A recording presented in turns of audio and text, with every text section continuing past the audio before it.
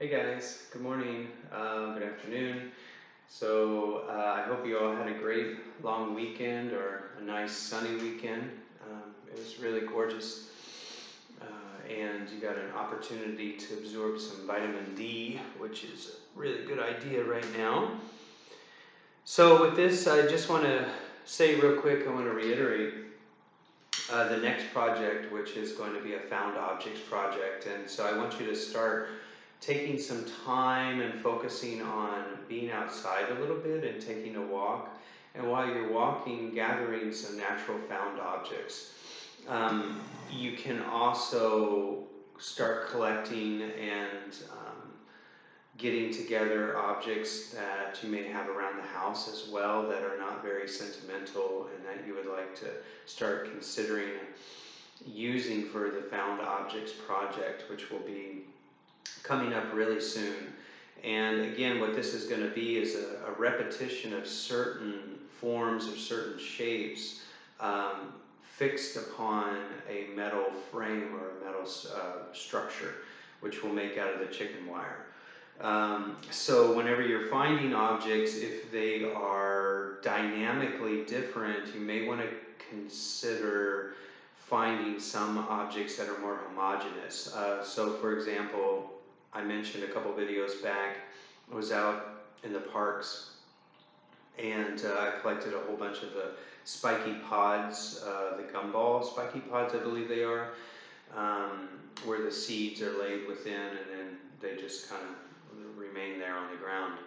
So I collected a whole bunch of those, and my form is going to reflect kind of the overall shape of those pods. And of course, I'll do videos and all that, and you'll know exactly what we're going to be doing. So anyway, start collecting some natural objects out in nature. If you're taking a walk by yourself, take a little bag with you. Start collecting items that are kind of homogeneous in nature. So again, sticks are homogeneous, but they're different. Each stick is different. These gumballs that I collected they look very, very similar and they're homogeneous, but they're actually all incredibly different. Different sizes, different shapes, how they're embedded, how dirty they are, so on and so forth, how decayed they are. Getting outside and starting to collect some of these things, just getting outside is a good idea. But if you want to mix and match, like if you have some objects that are also more internal, like let's say, I don't know, buttons or something that you might have a surplus of that's been laying around that you haven't thought about using, or you've been wanting to use it with something, some kind of do-it-yourself project or whatnot. This is kind of a great way to consider using those found objects. Okay. And what I'm going to do with the rest of the video is I'm just going to keep working on my project. And I'm going to pan the camera down and I'm just going to keep building up on the surface of my piece, working a little bit more on the fish. I haven't done anything since the last video. I've talked with you all, most of you. So this is just going to kind of be a working video again. Right. Using it under plastic. Starting to stiffen up just a little bit. Obviously, it's been under here for what, 4 weeks, 5 weeks? Not longer, 5 weeks maybe. So, a lot of, I'm going to kind of work on it towards you so you can see it a little better. What I do want to do is build up on the face a little bit, or the front of the face of the fish. Give it more depth. And again, like if you look at the sculpture PowerPoint I have up on YouTube, there's some great examples of relief. There's a relief coin, there's a relief plaque. So again, that video is specifically for the art appreciation class, but feel free to take a look at it. I'm talking about a couple pieces in particular, and you can take the titles of those pieces and do the research. And if you are interested, you can send me an email and let me know, and I can find the PowerPoint and I can get you the PowerPoint so that you can refer to it. And the reason I bring that up is because there's a bronze relief piece where it's this kind of it's called the Corporate Wars, and it's these figures that are kind of like in antiquity whenever they would do the friezes on the Greek architecture. They would always have some kind of warfare, and often pagan polytheistic depictions as well. So what this artist has done, and the artist has slipped my mind, I'm so sorry, but the artist has taken the same concept and transferred it into more contemporary with corporate white-collar workers in the midst of this similar kind of battlefield. And in part of it, there is a female or a woman figure up high, and her head is coming off very high in relief, and her hand is coming off high in relief.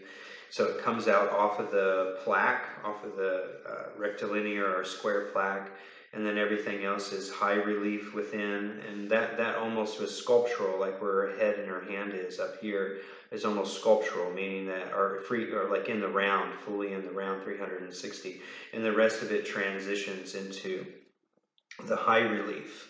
So it's a good example of high relief. So I can kind of do that with the fish's face here, having it where it looks like it's coming off three-dimensionally. In the round, I should say. It's all three-dimensional, but it's in the round. Build up the fin.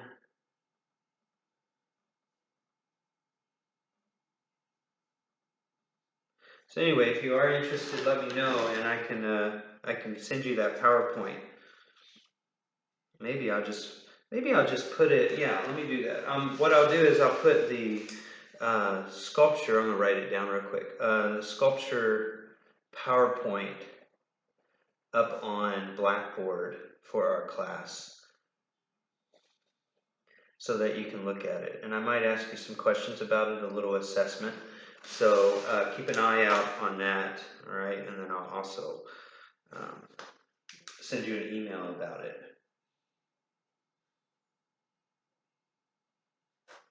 Because there are some definitions in there I think are really imperative, like knowing the difference between freestanding and relief, knowing the difference between modeling, the additive process versus the subtractive process, which is the carving, knowing what the substitution process is, knowing what assemblage and construction is, knowing what kinetic sculpture is. There's a plethora of different terminology. Mixed media, what does mixed media mean?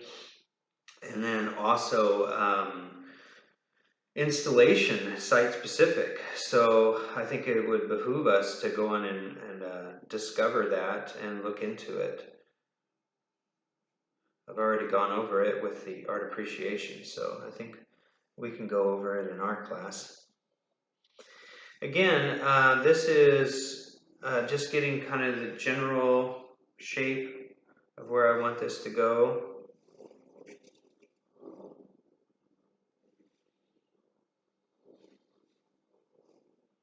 Building up a little bit here and there. It's kind of like layering, with paint. It's like you put down the bottom layer, or what might be like the value layer, and then you start glazing the other colors of paints on top of it, and you already have that value that's on the canvas or on the paper that will come through those thinned down paints, like oil paints in particular. Or you can thin them down with turpentine or some kind of more natural solution. So this is very much like putting down the primary layer and then coming back and building up on it a little bit. I don't want these fins to be just like the same height as the body of the fish, right? I want it to be a little lower so that it's in low relief and it recedes in space. Just kind of fine-tuning the body of the fish a little bit.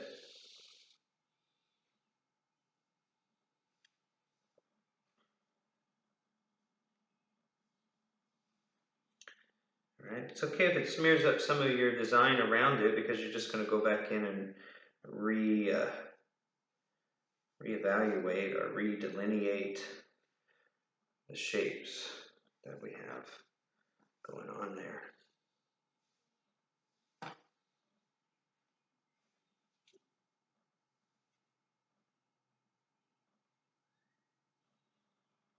So just do a little bit at a time, build up.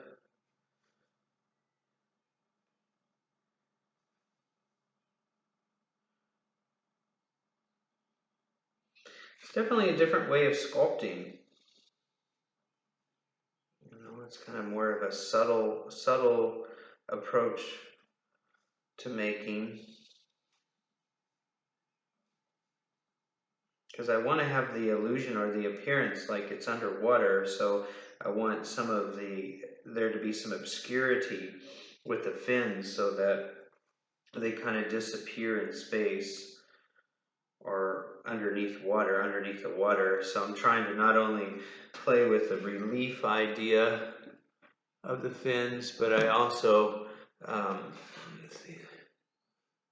building the fins.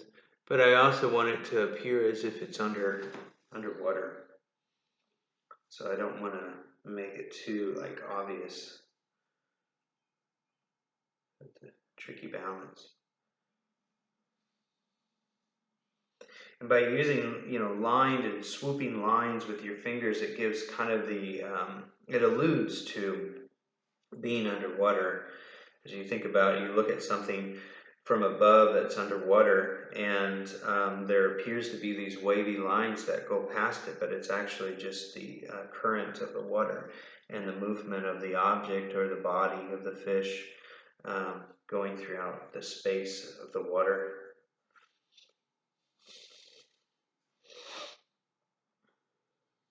And this is good to be coming back and kind of flattening out certain areas, because it compresses the clay down into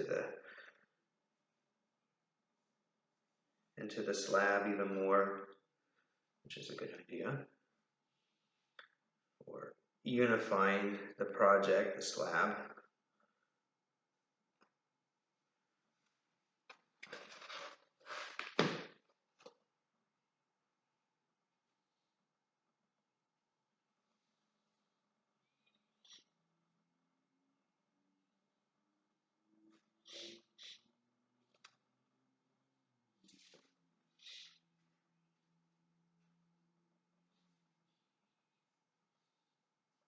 What I'm trying to do is kind of soften that line where the outline of the fish is transferring into the environment around it. Trying to soften it, but at the same time make it stand out,